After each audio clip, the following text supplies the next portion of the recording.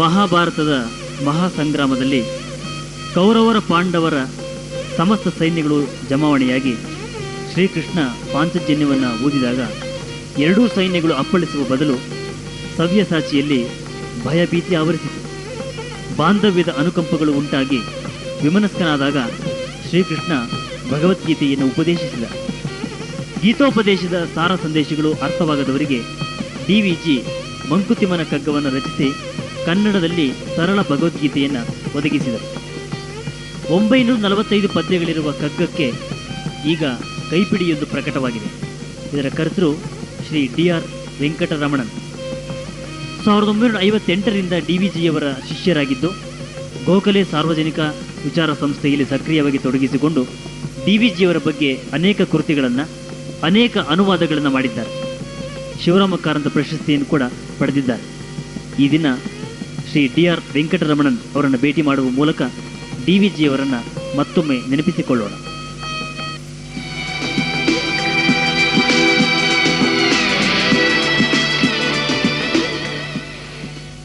ನಮಸ್ಕಾರ. ಶ್ರೀ DR ವೆಂಕಟರಮಣನ್ ಅವರಿಗೆ ಪರಿಚಯ ಕಾರ್ಯಕ್ರಮಕ್ಕೆ ಸ್ವಾಗತ. ಸರ್, ಕಗ್ಗಕ್ಕೊಂದು ಕೈಪಿಡಿ ತಮ್ಮ ಇತ್ತೀಚಿನ ಗ್ರಂಥ. ಆದರೆ ತಾವು DVGಯವರನ್ನ ಬಹಳ ಹತ್ತಿರದಿಂದ ಬಲ್ಲವರು ಮತ್ತು ಅವರ ಆಪ್ತ ವಲಯದಲ್ಲಿ ತಾವು ಒಬ್ಬರು, ಅವರ ಆಪ್ತ ಶಿಷ್ಯರು ಕೂಡ. ಅಂದರೆ DVGಯವರ ಯಾವ ತತ್ವಗಳು ಅಥವಾ ಜೀವನ ಧ್ಯೇಯ ತಮ್ಮನ್ನು ಆಕರ್ಷಿಸಿದ್ವು ಅಂತ ಕೇಳಬಹುದಾ?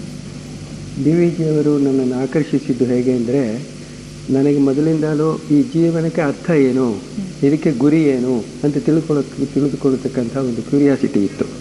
ಅದಕ್ಕೆ ನಮ್ಮ ಗುಂಡಪ್ಪನವರು ಒಂದು ಉತ್ತರವನ್ನು ಕೊಟ್ಟರು. ಆದ್ದರಿಂದ ಅವರು ನನಗೆ ತುಂಬ ಗುರುಗಳಾದರು ಅಂತ ನಾನು ಹೇಳ್ಬೋದು. ಏನು ಜೀವನದ ಅರ್ಥ, ಏನು ಪ್ರಪಂಚ ಅರ್ಥ ಅಂತ ಹೇಳಿ ಕಗ್ಗದಲ್ಲಿ ಮೊದಲನೇ 4ನೇ ಪದ್ಯದಲ್ಲೇ ಬರುತ್ತೆ. ಹಾಗೆ ಹೇಗೆ ಬರುತ್ತೆ ಅಂತ ಸ್ವಲ್ಪ ಎಕ್ಸ್ಪ್ಲೇನ್ ಮಾಡ್ತೀರಾ ಸರ್? ಯಾವುದು ಕಗ್ಗದ 4ನೇ ಪದ್ಯ ಏನ್ ಹೇಳುತ್ತೆ ಅನ್ನೋದನ್ನ ಸ್ವಲ್ಪ ಏನು ಪ್ರಪಂಚ ಅರ್ಥ, ಇದಕ್ಕೆ ಅರ್ಥ ಏನು? ಇದು ಲೈಮ್ ಲೈಟ್ ಅಂತ ಹೇಳಿ ಚಾರ್ಲಿ ಚಾಪ್ಲಿನ್ ಒಂದು ಸಿನಿಮಾ ಇದೆ. ಅದರಲ್ಲಿ ಒಂದು ಕ್ಯಾರೆಕ್ಟರ್ ಹೇಳೋದೇನು ಅಂದ್ರೆ, desire is the meaning of life ಅಂತ. ಏನಾದ್ರೂ ಬರೀ ಆಸೆ, ಲೋಕದಲ್ಲಿ ಸಂತೋಷ ಪಡೋದು ಒಂದೇ ಗುರಿಯೇ ಅಥವಾ ಬೇರೆ ಏನಾದ್ರೂ ಒಂದು ಗುರಿ ಇದೆಯೇ? ಈ ಪ್ರಪಂಚದಲ್ಲಿ ನಾವು ಹುಟ್ಟಿದ್ರಿಂದ ಇನ್ನು ನಾವು ಅಚೀವ್ ಮಾಡಬೇಕಾದದ್ದು ಏನಾದ್ರೂ ಒಂದು ಇದೆಯೇ ಅಥವಾ ಇಲ್ಲವೇ ಎಂಬತಕ್ಕಂಥ ಪ್ರಶ್ನೆ ನನ್ನನ್ನು ಮೊದಲಿಂದಲೂ ಕಾಡ್ತಾ ಇತ್ತು. ಆ ಕಾಡ್ತಾ ಇದ್ದ ಪ್ರಶ್ನೆಗೆ ನಾನು ಹೋಗಿ ಇವ್ರ ಹತ್ರ ಪ್ರಶ್ನೆ ಕೇಳಿದೆ. ಅವರು ನೇರವಾಗಿ ನನಗೇನು ಉತ್ತರ ಹೇಳಲಿಲ್ಲ. ಆದರೆ ಅವರ ಜೀವನ ವಿಧಾನ ಹೇಗೆ, ಅವರು ಬೇರೆ ವಿಚಾರಗಳನ್ನು ಹೇಗೆ ಡೀಲ್ ಮಾಡಿದ್ದಾರೆ ಅಂತ ನೋಡಿದಾಗ ನನಗೆ ಓಹೋ, ಇವ್ರ ಹತ್ರ ನನಗೆ ಉತ್ತರ ಸಿಗುತ್ತೆ ಅನ್ನೋದು ಗೊತ್ತಾಯ್ತು. ಆಮೇಲೆ ಉತ್ತರ ಸಿಕ್ಕಿದ್ದು ತುಂಬಾ ದಿನಗಳ ಮೇಲೇನೆ. ಆದರೆ ಮೊದಲು ಆ ಪ್ರಶ್ನೆ ಕೇಳಿದಾಗ ಅದನ್ನು ಸಿಂಪಥೆಟಿಕ್ ಆಗಿ ನೋಡಿ ಅದಕ್ಕೆ ಒಂದು ಉತ್ತರವನ್ನು ಕೊಡೋದಕ್ಕೆ ಪ್ರಯತ್ನ ಪಟ್ಟವರು ನಮ್ಮ ಗುಂಡಪ್ಪನವರು. ಆದ್ರಿಂದ ನನಗೆ ಅವರು ಗುರುಗಳಾದರು. ಅವರಿಂದ ನಾನು ಬೇಕಾದಷ್ಟು ಕಲ್ತ್ಕೊಂಡೆ. ಬಹಳಷ್ಟು ವರ್ಷಗಳ ಕಾಲ ನೀವು ಅವ್ರ ಜೊತೆ ಇದ್ರಿ ಅಲ್ವಾ? ಹೌದು, ನಾನು ಸುಮಾರು 18 ವರ್ಷಗಳ ಕಾಲ ಇದ್ದೆ ಅವ್ರ ಜೊತೆಯಲ್ಲಿದ್ದೆ. ನಾನು ಮೊದಲನೇ ಪ್ರಶ್ನೆಗಳು ಕೇಳ್ತಾ ಇದ್ದೆ. ಆಮೇಲೆ ನಾವು ಪ್ರಶ್ನೆಗಳು ಕೇಳದೇನೆ ಅವರೇ ಉತ್ತರಗಳನ್ನು ಹೇಳ್ತಾ ಇದ್ರು. ನಾವೇನು ಪ್ರಶ್ನೆಗಳು ನಾವು ಬರಬಹುದು ಅಂತ ತಿಳ್ಕೊಂಡು ಅವರೇ ನಮ್ಗೆ ಉತ್ತರ ಹೇಳ್ತಾ ಇದ್ರು. ಆದ್ರಿಂದ ಅವರು ತುಂಬಾ ಪ್ರಿಯರಾದ್ರು ನಮಗೆ. ಓಕೆ ಸರ್, ಆದ್ರೆ ನಾವು DVG ಅವರನ್ನ ನೋಡಿರೋದು ಒಬ್ಬ ಸಾಹಿತಿಯಾಗಿ. ಆದ್ರೆ ತಮ್ಮ ಈ ವಿರಕ್ತ ರಾಷ್ಟ್ರಕ DVG ಎನ್ನುವಂತಹ ಪುಸ್ತಕವನ್ನ ಓದಿದಾಗ ಅವರು ಕೆಲಸ ಮಾಡಿರುವಂತಹ ಕ್ಷೇತ್ರಗಳನ್ನ ನಾವು ನೋಡಿದ್ರೆ ಹಬ್ಬ ಇಷ್ಟೊಂದು ಕೆಲಸ ಮಾಡಿದಾರ ಅಂತ. ಆದ್ರೆ ಆ ಪುಸ್ತಕವನ್ನ ಓದಿರೋದು ನಮ್ಮ ವೀಕ್ಷಕರಿಗಾಗಿ ಅವರು ಮಾಡಿರುವ ಕೆಲಸದ ಪರಿಚಯವನ್ನ ಕೊಡೋದಕ್ಕೆ ಸಾಧ್ಯ ಆಗುತ್ತೆ. ನಾನು ಸುಮಾರು ಅವರ ಜೀವನ ಚರಿತ್ರೆಯ ಕೆಲವು ಘಟನೆಗಳನ್ನು ಹೇಳಿದ್ರೆ ನಿಮಗೆ ಅದು ಅರ್ಥವಾಗಬಹುದು. ಅವರು ಹುಟ್ಟಿದ್ದು 1887ನೇ ಇಸ್ವಿಯಲ್ಲಿ. ಅಂದ್ರೆ ಆವಾಗ ಸಾಮ್ರಾಜ್ಯ ಇನ್ನೂ ನಮ್ಮ ದೇಶದಲ್ಲಿತ್ತು. ಆವಾಗ ಅವರಿಗೆ ಈ ಸಾಮ್ರಾಜ್ಯ ಹೀಗಿದೆ, ನಮ್ಮ ಜನ ಸೋಲು ಮನೋಭಾವವನ್ನು ಹೊಂದಿದ್ದಾರೆ, ಇವರಲ್ಲಿ ಒಂದು ಜೀವನೋತ್ಸಾಹವೇ ಕಾಣ್ತಾ ಇಲ್ವಲ್ಲ, ಇದು ಯಾತಕ್ಕೆ ಅಂತ ಅವರ ಮನಸ್ಸಲ್ಲಿ ಬಂತು. ಆವಾಗ ಅವರು ನಮ್ಮ ಜನದಲ್ಲಿ ಒಂದು ಜೀವನೋತ್ಸಾಹವನ್ನು ತುಂಬಬೇಕು, ಈ ಲೋಕದಲ್ಲಿ ಎಕ್ಸಿಸ್ಟೆನ್ಸ್ ಇದ್ದಿದ್ದರಿಂದ ಏನು ಉಪಯೋಗ ಅನ್ನೋದನ್ನ ತಾವು ತಿಳ್ಕೊಂಡು ಬೇರೆಯವರಿಗೂ ಹೇಳಬೇಕು ಅಂತ ಅವ್ರ ಮನಸ್ಸಲ್ಲಿ ಬಂತು. ಆದ್ದರಿಂದ ಅವರು ಪಾಸ್ ಮಾಡಿದ್ದು SSLC ಅಲ್ಲ, ಲೋಯರ್ ಸೆಕೆಂಡರಿ ಒಂದೇ ಪಾಸ್ ಮಾಡಿದ್ದು. ಆಮೇಲೆ ಅವರು ಬೆಂಗಳೂರಿಗೆ ಬಂದು ತಾವು ಇದನ್ನು ತಿಳ್ಕೊಂಡು ಬೇರೆಯವರಿಗೆ ತಿಳಿಸೋದಕ್ಕೆ ಪ್ರಯತ್ನ ಪಟ್ಟರು. ಆ ಬೇರೆಯವರಿಗೆ ತಿಳಿಸಬೇಕಾದ್ರೆ ಹೇಗೆ ಮಾಡಬೇಕು ಅಂತ ಅವ್ರಿಗೆ ಯೋಚನೆ ಬಂದಾಗ ಅವರಿಗೆ ಪತ್ರಿಕೋದ್ಯಮವೇ ಮುಖ್ಯ ಅಂತ ಅನ್ನಿಸ್ತು. ಆದ್ದರಿಂದ ಅವರು ಪತ್ರಿಕೋದ್ಯೋಗಕ್ಕೆ ಬಂದರು. ಇಲ್ಲಿ ಬಂದು 1913ನೇ ಇಸ್ವಿಯಲ್ಲಿ ಇದು ಕರ್ನಾಟಕ ಅಂತ ಹೇಳಿ ಒಂದು ಇಂಗ್ಲಿಷ್ ಪತ್ರಿಕೆಯನ್ನು ಪ್ರಾರಂಭ ಮಾಡಿದ್ರು. ಅದು 17-18 ವರ್ಷಗಳ ಕಾಲ ನಡೀತು. ಆಮೇಲೆ ಅವರು ಇಂಡಿಯನ್ ರಿವ್ಯೂ ಆಫ್ ರಿವ್ಯೂಸ್ ಅಂತ ಹೇಳಿ ಒಂದು ಪತ್ರಿಕೆ ಪ್ರಾರಂಭ ಮಾಡಿದ್ರು. ಆಮೇಲೆ ಕರ್ನಾಟಕ ಜನಜೀವನ ಮತ್ತು ಅರ್ಥಸಾಧಕ ಪತ್ರಿಕೆ ಅಂತ ಒಂದು ಪ್ರಾರಂಭ ಮಾಡಿದ್ರು. ಹೀಗೆ ಆ ಪತ್ರಿಕೆಗಳ ಮೂಲಕ ಅವರು ಮಾಡೋದಕ್ಕೆ ಹೊರಟರು. ಆದರೆ ಮುಖ್ಯವಾಗಿ ಅವರು ರಾಜಕೀಯದಲ್ಲಿ ಅವರಿಗೆ ಆಸಕ್ತಿ ಇದ್ದದ್ದು. ಅವರು ಆ ಕಾಲಕ್ಕೆ ನಮ್ಮ ಮೈಸೂರು ಸಂಸ್ಥಾನದಲ್ಲಿ ಪ್ರಜಾಭಿಪ್ರಾಯವನ್ನು ರೂಪುಗೊಳಿಸುವುದಕ್ಕೆ ಪ್ರಯತ್ನ ಪಟ್ಟವರು ಇಬ್ಬರು. ಒಬ್ಬರು ಮೈಸೂರಿನ ವೆಂಕಟಕೃಷ್ಣಯ್ಯನವರು, ಎರಡನೆಯವರು ನಮ್ಮ ಗುಂಡಪ್ಪನವರು. ಪ್ರಜಾಭಿಪ್ರಾಯ ಅಂದ್ರೆ ಯಾವುದಕ್ಕೋಸ್ಕರ? ಈ ಪ್ರಜಾಪ್ರಭುತ್ವಕ್ಕೋಸ್ಕರ. ಮೊದಲನೆಯಿಂದ 1907ನೇ ಇಸ್ವಿಯಲ್ಲಿ ಅವರು ವೇದಾಂತ ಅಂಡ್ ನ್ಯಾಷನಲಿಸಮ್ ಅಂತ ಬರೆದಿದ್ದಾರೆ. ಆಮೇಲೆ ಈ ಸಂಸ್ಥಾನದ ರಾಜರುಗಳಿಗೋಸ್ಕರ ಒಂದು ಕಾಗದ, ಬಿಕನೇರ್ ರಾಜನಿಗೋಸ್ಕರ ಅಂತ ಒಂದು ಕಾಗದ ಬರೆದು ಅಲ್ಲಿ ಪ್ರಜಾಪ್ರಭುತ್ವ ಹೇಗೆ ಮುಖ್ಯವಾದದ್ದು ಅನ್ನೋ ವಿಚಾರ ತಿಳಿಸಿದ್ದಾರೆ. ಅವರು ಮೊದಲಿಂದಲೂ 1907ನೇ ಇಸ್ವಿಯಿಂದಲೂ ಪ್ರಜಾಪ್ರಭುತ್ವಕ್ಕೋಸ್ಕರನೇ ಅವರು ಹೊಡೆದಾಡಿದವರು. ಆಮೇಲೆ ಅದೇ ಸಮಯದಲ್ಲೇ ಅವರು ಸಾಹಿತ್ಯವನ್ನು ಬರೆದರು.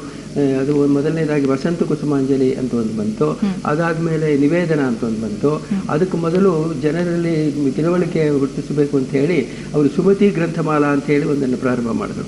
ಅದಕ್ಕೆ ಒಂದೊಂದು ಪುಸ್ತಕ ಕಾರಾಣಿ ಅಥವಾ ನಾಲ್ಕಾಣಿ ಈ ರೀತಿಯಾಗಿ ಪ್ರಾರಂಭ ಮಾಡಿದ್ರು. ಆಮೇಲೆ ಅವರು ಮೈಸೂರಿನ ದಿವಾನರುಗಳು ಯಾರಿದ್ರು ವಿಶ್ವೇಶ್ವರಯ್ಯನವರ ಕಾಲದಿಂದ ಅವ್ರ ಎಲ್ಲರ ಪರಿಚಯವೂ ಅವರಿಗಿತ್ತು. ಅಂದರೆ ರಾಜಕೀಯದಲ್ಲಿ ಹೇಗೆ ಮುಖಂಡರಾದರು ಅಂದರೆ ಅವರು ತಮ್ಮ ತಿಳುವಳಿಕೆಯಿಂದ ತಾವು ಅವರು ಏನು ವಿಮರ್ಶೆ ಮಾಡ್ತಾ ಇದ್ರು ಅದನ್ನು ಮಹಾರಾಜರಿಂದ ಹಿಡಿದು ಎಲ್ಲರೂ ನೋಡ್ತಾ ಇದ್ರು. ಅವರಿಗೆ ಒಂದು ಗೌರವವನ್ನು ಕೊಟ್ಟಿದ್ರು. ಒಂದು ಉದಾಹರಣೆಗೆ ಹೇಳಬೇಕಾದ್ರೆ ಆಲ್ಬಿಯಾನ್ ಬ್ಯಾನರ್ಜಿ ಅಂತ ಹೇಳಿ ಒಬ್ಬ ದಿವಾನರಿದ್ರು. ಅವರು ಇದಕ್ಕೆ ಕಲ್ಕಟ್ಟಾಗೆ ಮತ್ತು ಲಂಡನ್ಗೆ ಹೋಗಿದ್ದು ಬಂದರು. ಆವಾಗ ಇವರು ಸ್ವರಾಜ್ಯ ಅಂತ ಒಂದು ಪತ್ರಿಕೆ ಬರ್ತಾ ಇತ್ತು. ಆ ಪತ್ರಿಕೆಯಲ್ಲಿ ಇವರು ಈ ದಿವಾನರು ಹೋಗಿ ಕಲ್ಕಟ್ಟಾಗೆ ಲಂಡನ್ಗೆ ತುಂಬ ಮಜಾ ಮಾಡೋದಕ್ಕೆ ಹೋಗಿದ್ರು ಅಂತ ಬರೆದು ಬಿಟ್ರು. ಅವರು ಇಂಗ್ಲೆಂಡ್ನಿಂದ ಬಂದವರು ದಿವಾನರ ನೋಟಿಸ್ಗೆ ಇದು ಹೋದ ತಕ್ಷಣ ಅವರೊಂದು ಕಾಗದ ಬರೆದು, ನೀವು ಈ ರೀತಿಯಾಗಿ ಬರೆದಿದ್ದೀರಿ, ನೀವು ನಾಳೆ ನಮ್ಮ ಆಫೀಸಿಗೆ ಬಂದರೆ ಇದ್ರ ವಿಚಾರ ನಾನು ಚೆನ್ನಾಗಿ ವಿವರಣೆ ಹೇಳ್ತೀನಿ. ಇವರು ಹೋದ ಮೇಲೆ ಅವರು ನಾನು ಕಲ್ಕಟ್ಟಾಗೆ ಹೋದಿದ್ದು ಒಂದು ಪಬ್ಲಿಕ್ ಅಕೌಂಟ್ಸ್ ಕಮಿಟಿ ಮೀಟಿಂಗಿಗೆ ಹೋಗಿದ್ದೆ.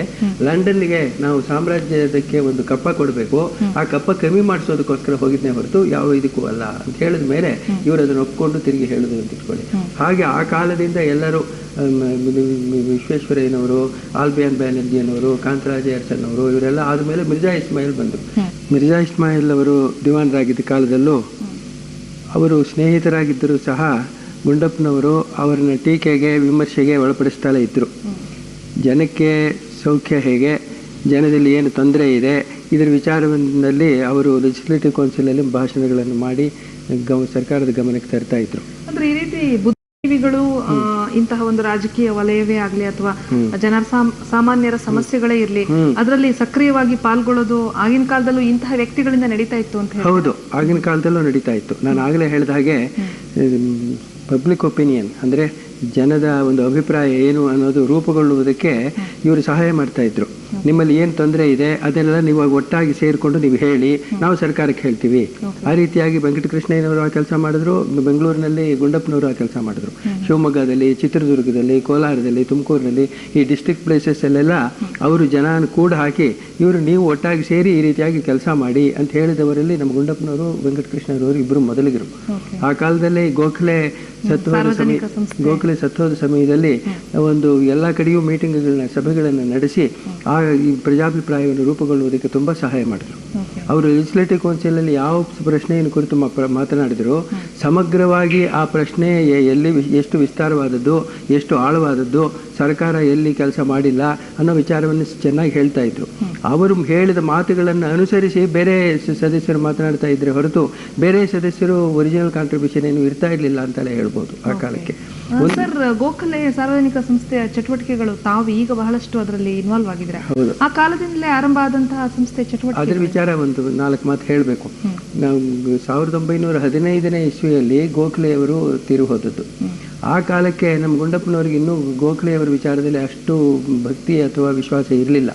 ಆ ಕಾಲದಲ್ಲಿ ಇದ್ದವರು ಯಾರು ಅಂದರೆ ಮಹಾತ್ಮ ಗಾಂಧಿಯವರು ಆಗ್ತಾನೆ ಸೌತ್ ಆಫ್ರಿಕಾದಿಂದ ಬಂದಿದ್ದರು, ಎರಡನೆಯವರು ಬಾಲಗಂಗಾಧರ ತಿಲಕರು, ಮೂರನೆಯವರು ಗೋಖಲೆಯವರು.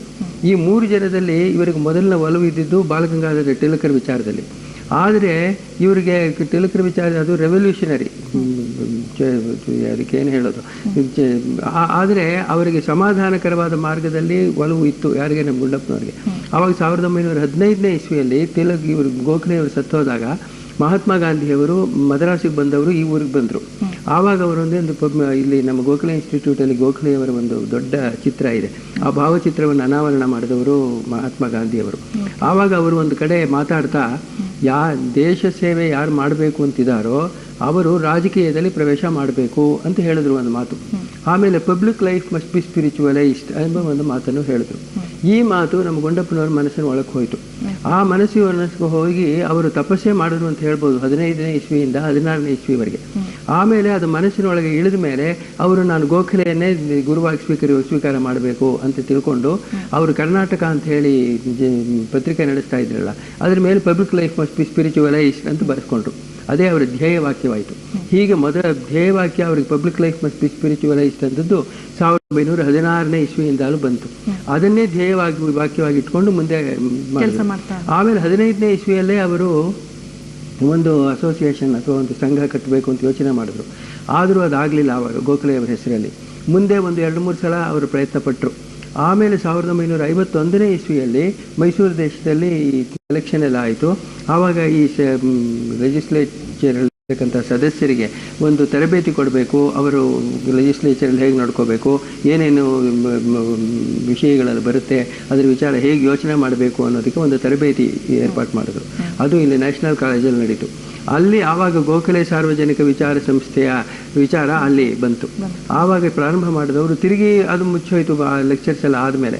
ಆಮೇಲೆ 1945ನೇ ಇಸ್ವಿಯಲ್ಲಿ ಅವರು ಒಂದಷ್ಟು ಜನ ಕೂಡ ಹಾಕಿ, ಅಂದರೆ ನಮ್ಮ ನಿಟ್ಟೂರು ಶ್ರೀನಿವಾಸ ರಾಯರು, ಸರಿ ಸಂಪತ್ಗಿರಿ ರಾಯರು, MP ಸೋಮಶೇಖರ್ ರಾಯರು ಅಂತಿದ್ರು, ಅವರು ಇವರೆಲ್ಲ ಸೇರಿ ಈ ಒಂದು ಸಂಘವನ್ನು ಸ್ಥಾಪಿಸಿದ್ರು, ಗೋಖಲೆ ಇನ್ಸ್ಟಿಟ್ಯೂಟ್. ಅಲ್ಲಿಂದ ಇಲ್ಲಿವರೆಗೆ ಕಂಟಿನ್ಯೂಸ್ ಆಗಿ ನಡೀತಾನೆ ಇದೆ. ಹೌದು ಹೌದು. ಅದು ಬೆಂಗಳೂರಲ್ಲಿ ನಮ್ಮ ಗೋಖಲೆ ಸಾರ್ವಜನಿಕ ವಿಚಾರ ಸಂಸ್ಥೆ, Indian institute of world culture ಅಂತಿದೆ. ಅದು ಎರಡೇ ಮುಖ್ಯವಾದ ಸಂಸ್ಥೆಗಳಾಗಿತ್ತು ಎಲ್ಲಿ ಹಿಂದೆ, ನಮ್ಮ 50 ವರ್ಷಗಳ ಹಿಂದೆ. ಇವಾಗ ಬೇಕಾದಷ್ಟು ಸಂಸ್ಥೆಗಳಾಗಿದೆ, ಆದರೆ ಅವೆರಡು ಇದರ ಮುಖ್ಯವಾಗಿ ಇದ್ದ ಸಂಸ್ಥೆಗಳು. ತಾವು ಕೂಡ ಸಾಕಷ್ಟು ಗ್ರಂಥಗಳನ್ನ ಬರೆದಿದ್ದೀರಾ. ಅವುಗಳ ಒಂದು ಸೂಕ್ಷ್ಮ ಪರಿಚಯವನ್ನ ಮಾಡಿಕೊಟ್ಟು ನಂತರ ನಾವು ನಮ್ಮ ಮಂಕುತಿಮ್ಮನ ನಿಮ್ಮ ಕಗ್ಗಕ್ಕೊಂದು ಕೈಪಿಡಿ ಪುಸ್ತಕದ ನಾನು ಕೆಲವು ಪುಸ್ತಕಗಳು ಬರೆದಿದ್ದೇನೆ ಅಂತಂದ್ರೆ, ನಮ್ಮ ಗುಂಡಪ್ಪನವರ ಇದರಲ್ಲಿ ಕೇತಕಿ ಎಂಬತಕ್ಕಂಥ ಪುಸ್ತಕದಲ್ಲಿ ಮಾರುತಿ ಮಹಿಮೆ ಅಂತ ಒಂದು ಪದ್ಯ ಇದೆ. ಆ ಪದ್ಯಕ್ಕೆ ಒಂದು ವಿವರಣೆ ಕೊಟ್ಟು ಈ ಗುಂಡಪ್ಪನವರು ಚಿತ್ರಿಸಿರುವ ಆಂಜನೇಯ ಸ್ವಾಮಿ ಅಂತ ಒಂದು ಪುಸ್ತಕ ಬರೆದಿದೆ. ಎರಡನೇದು ಅವರು ಸೂಕ್ತಿ ಸಂಕಲನ, ಅಂದರೆ ಅವರು ಬೇರೆ ಬೇರೆ ಗ್ರಂಥಗಳಲ್ಲಿ ಏನು ಬೇರೆ ಬೇರೆ ವಿಷಯಗಳಲ್ಲಿ ಏನೇನು ಹೇಳಿದಾರೋ ಅದನ್ನೆಲ್ಲ ಒಂದು ಕಡೆ ಸಂಕಲನ ಅಂತ ಹೇಳಿ ಜೀವ ಸಾರ್ಥಕ್ಯ ದೀಪಿಕೆ ಅಂತ ಒಂದು ಪುಸ್ತಕವನ್ನು ಬರೆದಿದ್ದೀನಿ. ಮೂರನೇದು ಅವರು ವಿರಕ್ತ ರಾಷ್ಟ್ರಕ DVG ಅಂತ ಹೇಳಿ ಅವರ ಜೀವನ ಚರಿತ್ರೆ ಒಂದು ಬರೆದಿದ್ದೀನಿ. ಸರಿ, ಆಮೇಲೆ ಅವರ ಕೊನೆಯ ಲೆಕ್ಚರ್ ಅವರದ್ದು ಅದ್ವೈತ ಎಂಬತಕ್ಕಂಥ ಲೆಕ್ಚರು. ಅವರು ಅದನ್ನು ಪೂರೈಸಿದ್ರು, ಆದರೆ ಲೆಕ್ಚರ್ ಡೆಲಿವರ್ ಮಾಡಲಿಲ್ಲ. ಅದು ಮದ್ರಾಸಲ್ಲಿ ಆಗಬೇಕಾಗಿತ್ತು. ನಾನೇ ಹೋಗಿ ಅದನ್ನು ಓದ್ಬಿಟ್ಟು ಬಂದೆ. ಅದನ್ನು ಕನ್ನಡಕ್ಕೆ ತಂದಿದ್ದೀನಿ. ಅದನ್ನು 1987ರಲ್ಲಿ ಅವರ ಸೆಂಟಿನರಿ ಆದಾಗ ಅದನ್ನು ಕನ್ನಡಕ್ಕೆ ತಂದಿದ್ದೀನಿ. ಆಮೇಲೆ ಈ ರೈಟ್ ಆನರಬಲ್ ಶ್ರೀನಿವಾಸ ಶಾಸ್ತ್ರಿಗಳ ಲೆಕ್ಚರ್ಸ್ ಆನ್ ದಿ ರಾಮಾಯಣ ಅಂತಿದೆ, ಅದನ್ನು ಶ್ರೀಮದ್ ರಾಮಾಯಣೋಪನ್ಯಾಸ ಮಂಜರಿ ಅಂತ ಹೇಳಿ ಅದನ್ನು ಕನ್ನಡಕ್ಕೆ ತಂದಿದ್ದೀನಿ. ಆಮೇಲೆ ಈ ಶೃಂಗೇರಿ ಶಾರದಾಂಬಾ ಸ್ತೋತ್ರ ಅಂತ ಹೇಳಿ ಒಂದು ಚಿಕ್ಕ ಪುಸ್ತಕ, ಅದನ್ನು ತಂದಿದ್ದೀನಿ. ಆಮೇಲೆ ಒಂದು ತಮಿಳಿಂದ 2-3 ಟ್ರಾನ್ಸ್ಲೇಷನ್ ಮಾಡಿದ್ದೀನಿ. ಆಮೇಲೆ ಈಚೆಗೆ ಮಾಡಿರೋದು ಅಂತಂದ್ರೆ ನಮ್ಮ ಕಗ್ಗಕ್ಕೊಂದು ಕೈಪಿಡಿ. ಅಂದ್ರೆ ಈ ಕಗ್ಗಕ್ಕೊಂದು ಕೈಪಿಡಿಯನ್ನ ಯಾಕೆ ಬರಿಬೇಕು ಅಂತ ತಾವು ಅಂದ್ಕೊಂಡು? ಅದು ಯಾತಕ್ಕೆ ಬರಿಬೇಕು ಅಂತಂದ್ರೆ, ಬೇಕಾದ ಅದು 1 ಲಕ್ಷ ಪ್ರತಿಗಳಿಗಿಂತ ಹೆಚ್ಚು ಖರ್ಚಾಗಿದೆ. ಲಕ್ಷಾಂತರ ಜನ ಅದನ್ನು ಓದಿದ್ದಾರೆ. ಅದ್ರ ಮೇಲೆ ಕೆಲವು ಪುಸ್ತಕಗಳು ಸಹ ಬಂದಿದೆ. ಇವಾಗ ಇವರು ಬ್ರಹ್ಮಾನಂದ ಸರಸ್ವತಿಗಳು ಅಂತ ಹೇಳಿ ಚಿನ್ಮಯ ಮಿಷನ್ ಅವರು ಒಂದು ಪುಸ್ತಕ ಬರೆದಿದ್ದಾರೆ. ಆಮೇಲೆ ಯಾರು ಬಿಜಾಪುರದ ಕಡೆಯವರು ಒಂದು ಪುಸ್ತಕ ಬರೆದಿದ್ದಾರೆ. ಸರಿ, ಆಮೇಲೆ ಇವರು ಯಾರು ನಮ್ಮ ರಂಗನಾಥ ಶಾಸ್ತ್ರಿಗಳು ಅನ್ನೋರು ಆಡು ಮಾತಿನಲ್ಲಿ ಕಗ್ಗ ಅಂತ ಹೇಳಿ ಒಂದು ಪುಸ್ತಕ ಬರೆದಿದ್ದಾರೆ. ಇನ್ನೊಬ್ಬರು ಶ್ರೀಕಾಂತ್ ಅನ್ನೋರು ಒಂದು ಪುಸ್ತಕ ಬರೆದಿದ್ದಾರೆ. ಈಗ ಬೇಕಾದಷ್ಟು ಪುಸ್ತಕ. ಇನ್ನೊಬ್ರು ಸುಲೋಚನಾ ದೇಶಪಾಂಡೆ ಧ್ವನಿ ಸುರುಳಿಗಳು ಬಂದಿದೆ. ನಮ್ಮ HS ಲಕ್ಷ್ಮೀನಾರಾಯಣ ಭಟ್ರು ಅನ್ನೋರು ಈಗ 20-25 ವರ್ಷಗಳಿಗಿಂತ ಹೆಚ್ಚಾಗಿ ಅವರು 500-600 ಲೆಕ್ಚರ್ಗಳು ಕೊಟ್ಟಿದ್ದಾರೆ ಇದರ ವಿಚಾರದಲ್ಲಿ.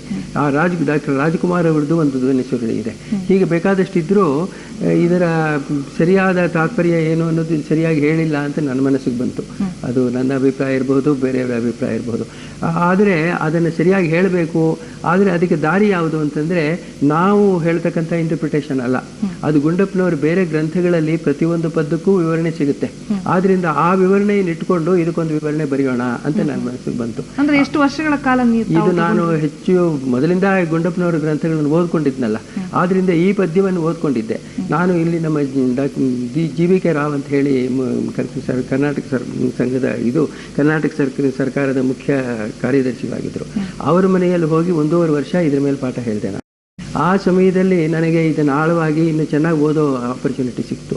ಆ ಕಾಲದಲ್ಲಿ ನಾನು ಇದನ್ನು ಹೀಗೆ ಹೇಳಿದ್ರೆ ಚೆನ್ನಾಗಿರುತ್ತೆ, ಪದ್ಯದ ಅರ್ಥಗಳು ಚೆನ್ನಾಗಾಗತ್ತೆ, ಅವರ ಗುರಿ ಏನಿತ್ತೋ ಅದು ಸಾರ್ಥಕವಾಗುತ್ತೆ ಅಂತ ತಿಳ್ಕೊಂಡು ಅದನ್ನು ಬರೆಯೋದಕ್ಕೆ ಪ್ರಾರಂಭ ಮಾಡಿದೆ. ಈಗ 2 ವರ್ಷಗಳ ಹಿಂದೆ ಅದನ್ನು ಬರೆಯೋದಕ್ಕೆ ಪ್ರಾರಂಭ ಮಾಡಿದೆ. ಅದನ್ನು ನಮ್ಮ ಸ್ನೇಹಿತರೊಬ್ಬರು ನಟರಾಜ್ ಅಂತ ಹೇಳಿ ಅವರನ್ನು ಪ್ರೆಸ್ ಇಟ್ಕೊಂಡಿದ್ದಾರೆ. ಅವರು ಬಲವಂತವಾಗಿ ನನ್ನ ಹತ್ರ ತಗೊಂಡು ಹೋಗಿ ಅದರ ಹಸ್ತಪ್ರತಿಯನ್ನು ಅವರು ಅದನ್ನು ಅಂತೂ ಇದು ಮುಂದೆ ಮಹಾಜನ ಹೇಗೆ ನೋಡ್ತಾರೋ ಅದ್ರ ಮೇಲೆ ಇದೆ. ಸರ್, ಈ ಪುಸ್ತಕವನ್ನ ಓದ್ತಾ ಇದ್ದಾಗ ಮುಖ್ಯವಾಗಿ ನಮ್ಮಲ್ಲಿ ಒಂದು ಪ್ರಶ್ನೆ, ಮಂಕುತಿಮ್ಮನ ಕಗ್ಗ ಅಂತ ಅದಕ್ಕೆ ಯಾಕೆ ಹೆಸರಿಟ್ಟು? ಅದ್ರ ಮೇಲೆ ಬಹಳಷ್ಟು ಅದನ್ನು ಒಂದು ಹೇಳ್ತೀನಿ ಕೇಳಿ. ಅದರ ಮೇಲೆ ಕೆಲವು ಜನ ಮಂಕುತಿಮ್ಮ ಅಂತ ಹೇಳಿ, ತಿಮ್ಮ ಅದು ಯಾವುದೋ ಒಂದು ಜಾತಿ ಹೆಸರು, ಅದನ್ನು ಬೇಕು ಅಂತ ಗುಂಡಪ್ಪನವರು ಮಂಕು ಅಂತ ಅದನ್ನು ವಿಶೇಷಣ ಸೇರಿಸಿ ಯಾವುದೋ ಜನವನ್ನ ಹೀಯಾಳಿಸೋದಕ್ಕೋಸ್ಕರ ಮಾಡಿದ್ರು ಅಂತ ಆಪಾದನೆ ಮಾಡಿದ್ರು. ಅದು ತಪ್ಪು. ಯಾಕೆಂದ್ರೆ ತಿಮ್ಮ ಅನ್ನೋದು ತಿರುಪತಿಯ ವೆಂಕಟರಮಣ ಸ್ವಾಮಿ ಹೆಸರು, ಪಾಪ್ಯುಲರ್ ಆದಂಥ ಹೆಸರು ತಿಮ್ಮ ಅನ್ನೋದು. ಅದು ಬ್ರಾಹ್ಮಣರು ಇಟ್ಕೊಳ್ತಾರೆ, ಬೇರೆಯವರು ಇಟ್ಕೊಳ್ತಾರೆ.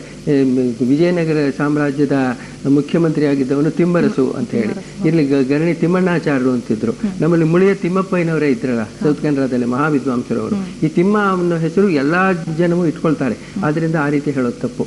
ಆದರೆ ಅದರಿಂದ ತಿಮ್ಮ ಅನ್ನೋ ಹೆಸರು ತಿರುಪತಿಯ ದೇವರ ಹೆಸರಾಗಿ ಇಟ್ಕೊಂಡ್ರು. ಅದು ಅಲ್ಲದೆ ಅವರ ಸೋದರ ಮಾವನ ಹೆಸರು ತಿಮ್ಮಪ್ಪ ಅಂತ ಹೆಸರು. ಅದ್ರ ಜೊತೆಗೆ ಮಂಕು ಅನ್ನೋದು ನಮ್ಮ ವೇದಾಂತದಲ್ಲಿ ಯಾರು ಜ್ಞಾನಿಗಳಾದವರೋ ಅವರು ಮಂಕರ ಹಾಗೆ ಬಿಹೇವ್ ಮಾಡ್ತಾರೆ. ಬೇರೆಯವರಿಗೆ ಬೇರೆ ಸಾಧಾರಣ ಜನಕ್ಕೆ ಯಾವುದು ದೊಡ್ಡದು ಅಂತ ಕಾಣುತ್ತೋ ಈ ಜ್ಞಾನಿಗಳಾದವರಿಗೆ ಅದು ದೊಡ್ಡದು ಅಂತ ಕಾಣಿಸೋದಿಲ್ಲ. ಈ ಜ್ಞಾನಿಗಳಾದವರು ಯಾವುದು ದೊಡ್ಡದು ಅಂತ ತಿಳ್ಕೊಂಡಿರ್ತಾರೋ ಅದು ಲೋಕದ ಜನಕ್ಕೆ ಕಮ್ಮಿ ಅಂತ ಕಾಣಿಸುತ್ತೆ. ಆದ್ರಿಂದ ಮಂಕು ಅನ್ನೋದು ಜ್ಞಾನಿ ಆದವನಿಗೂ ಒಂದು ಹೆಸರು.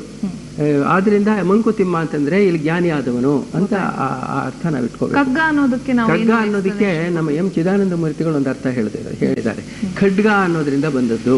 ಅಂದ್ರೆ ಹಿಂದೆ ವೀರಶೈವರಲ್ಲಿ ಬೇರೆ ಜನ ಖಡ್ಗವನ್ನು ಇಟ್ಕೊಂಡು ಆ ದೇವರ ಎದುರ ಕುಣಿತಾ ಇದ್ರಂತೆ. ಆವಾಗ ಖಡ್ಗವನ್ನು ಹಿಡ್ಕೊಂಡು ಕುಣಿತಾ ಇದ್ದವರು ಕೆಲವು ಒಳ್ಳೆ ಮಾತುಗಳನ್ನು ಹೇಳ್ತಾ ಇದ್ರು, ಅಶ್ಲೀಲವಾದ ಮಾತುಗಳನ್ನು ಹೇಳ್ತಾ ಇದ್ರು, ಉಪಯೋಗಕ್ಕೆ ಬರದೇ ಇದ್ದ ಹಾಡುಗಳನ್ನು ಹೇಳ್ತಾ ಇದ್ರು. ಆದ್ರಿಂದ ಖಡ್ಗವನ್ನು ಹಿಡ್ಕೊಂಡು ಇವರು ಉಪಯೋಗವಲ್ಲದ ಮಾತುಗಳನ್ನು ಹೇಳ್ತಾ ಇದ್ದರಿಂದ ಆ ಹಾಡುಗಳಿಗೆ ಕಗ್ಗ ಉಪಯೋಗವಿಲ್ಲದ್ದು ಅಂತ ಹೆಸರು ಬಂತು ಅಂತ ಒಂದು ವಿವರಣೆ ಕೊಟ್ಟಿದ್ದಾರೆ. ಈ ಕಗ್ಗ ಅನ್ನೋದು ನಮ್ಮ ಹಿಂದಿನ ಕನ್ನಡ ಸಾಹಿತ್ಯದಲ್ಲಿ ಇಲ್ಲ. ಅದು ಯಾವಾಗಲೂ 17ನೇ ಶತಮಾನದಲ್ಲಿ ಒಂದು ಕಡೆ ಇದೆ ಅಂತ ಹೇಳಿ ಚಿದಾನಂದ ಮೂರ್ತಿಗಳು ಹೇಳಿದ್ದಾರೆ. ಆದರೆ ಇದು ಇಲ್ಲಿ ಕಗ್ಗ ಅನ್ನೋ ಮಾತನ್ನ ಯೂಸ್ಲೆಸ್ ಅಂತ ಅನ್ನೋ ಅರ್ಥದಲ್ಲಿ ತಿಳ್ಕೋಬೇಕು ಅಂತ ಗುಂಡಪ್ಪನವರ ಅರ್ಥ. ಆದರೆ ಇದು ಉಪಯೋಗವಲ್ಲದ್ದಲ್ವಲ್ಲ, ಇದು ಒಂದು ಜೀವನ ದರ್ಶನ, ಒಂದು ಜೀವನವನ್ನು ಹೇಗೆ ನಡೆಸಬೇಕು ಅನ್ನೋದನ್ನು ಹೇಳ್ತಕ್ಕಂಥ ಒಂದು ಗ್ರಂಥ ಇದು. ಅವರು ಯಾವೆಲ್ಲ ಸಂದರ್ಭಗಳಲ್ಲಿ, ಅಂದ್ರೆ ಇದು ಒಟ್ಟಾರೆ ಒಂದೇ ನಿಟ್ಟಿನಲ್ಲಿ ಕುಳಿತು ಬರೆದಂತಹ ಪದ್ಯಗಳೇ ಅಥವಾ ಅಲ್ಲ ಅಂತ ಅನ್ಸುತ್ತೆ. ಮನಸ್ಸಿಗೆ ಹೊಳೆದಾಗ ಬರೆದಿದ್ದಾರೆ.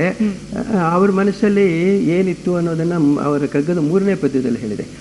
ಯಾವುದೋ ಇಹುದೋ ಇಲ್ಲವೋ ತಿಳಿಯಗೊಡದೊಂದು ವಸ್ತು ಜೀವವಾಗಿ ವಿಹರಿಪುದು ಒಳ್ಳಿತೆಂಬುದು ನಿಷದವಾದೊಡೆ ಅದಕ್ಕೆ ನಮಿಸು ಅಂತ ಹೇಳ್ತಾರೆ.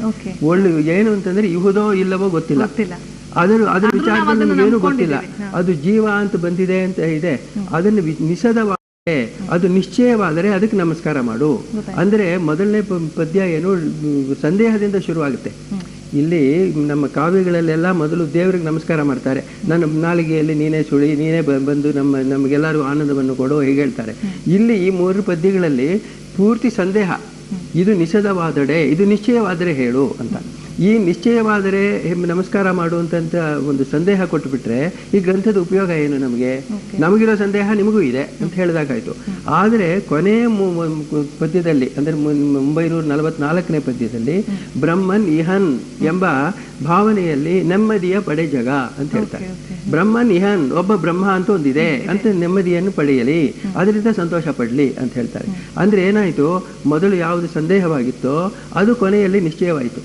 ಈ ನಿಶ್ಚಯದ ಸ್ಥಳಕ್ಕೆ ಬರಬೇಕಾದ್ರೆ ಈ 945 ಪದ್ಯಗಳನ್ನು ಓದಿದ್ರೆ ಯಾವ ದಾರಿಯಲ್ಲಿ ಹೋದ್ರೆ ನಮಗೆ ನಿಶ್ಚಯ ಸಿಗುತ್ತೆ, ಆ ನಿಶ್ಚಯ ಸಿಕ್ಕಿದ ಮೇಲೆ ನಾವು ಹೇಗೆ ಜೀವನವನ್ನು ನಡೆಸಬಹುದು ಅನ್ನೋದರ ಇದರ ತಾತ್ಪರ್ಯ. ಈ ಪದ್ಯಗಳ ತಾತ್ಪರ್ಯ ಏನು ಅಂತ ಕೇಳೋಣ ಅಂತ ಇದ್ದೆ, ನೀವೇ ಅದಕ್ಕೆ ಬಹಳ ಅದರಲ್ಲಿ 2-3 ವಿಚಾರಗಳು ಮುಖ್ಯವಾಗಿ ತಿಳ್ಕೊಬೇಕಾದದ್ದು. ಅವರು ಗುಂಡಪ್ಪನವರ ಜೀವನದ ಧ್ಯೇಯವೇ ಅದು ಅಂತ ಹೇಳ್ಬಹುದು. ಒಂದು ಜೀವನವಲ್ಲ, ಒಂದು ಭಗವತ್ ವಸ್ತು ಒಂದಿದೆ ಎಂಬತಕ್ಕಂಥ ಒಂದು ನಿಶ್ಚಯ. ಅದು ಹೇಗೆ ಹಾಗಾದ್ರೆ ನಮಗೆಲ್ಲ ಕಾಣೋದಿಲ್ವಲ್ಲ ಅಂತಂದ್ರೆ ಅವರೊಂದು 4-6 ದಾರಿಗಳನ್ನು ಹೇಳಿದ್ದಾರೆ. ನಾವು ಏನು ಮಾಡ್ತೀವಿ, ನಮ್ಮ ಬುದ್ಧಿಯಿಂದ ತಿಳಿಯುತ್ತೆ ಎಲ್ಲ ಅಂತ ತಿಳ್ಕೊಂಡಿರ್ತೀವಿ. ಬುದ್ಧಿ ಅಷ್ಟು ಕೆಲಸ ಮಾಡೋದಿಲ್ಲ. ನಮ್ಮ ಬುದ್ಧಿಯ ಮಿತಿ ಎಷ್ಟೋ ಇದೆ. ಆ ಬುದ್ಧಿಯ ಮಿತಿಯನ್ನು ತಿಳ್ಕೊಂಡು ನಾವು ಮುಂದೆ ಹೋಗಬೇಕು. ಆ ಬುದ್ಧಿಯ ಮಿತಿಯ ನೆಕ್ಸ್ಟ್ ಯಾವುದು ಅಂತಂದ್ರೆ ಹೃದಯ.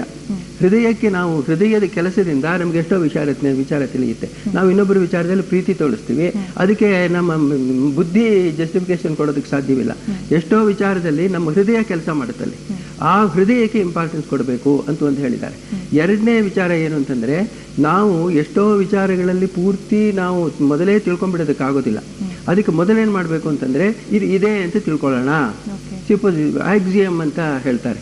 ಆಕ್ಸಿಯಮ್ ಅಂದ್ರೆ ಇದೆ ಅಂತ ತಿಳ್ಕೊಳ್ಳೋಣ ಮೊದಲು. ಅದು ಇದೆ ಅಂತ ತಿಳ್ಕೊಂಡು ಮುಂದೆ ಹೋಗೋಣ. ಮುಂದೆ ಹೋಗಿ ಅದಕ್ಕೆ ಎಲ್ಲಾ ಪ್ರಶ್ನೆಗಳು ಉತ್ತರ ಹೇಳೋದಾದ್ರೆ ಅದನ್ನ ಒಪ್ಕೊಳ್ಳೋಣ.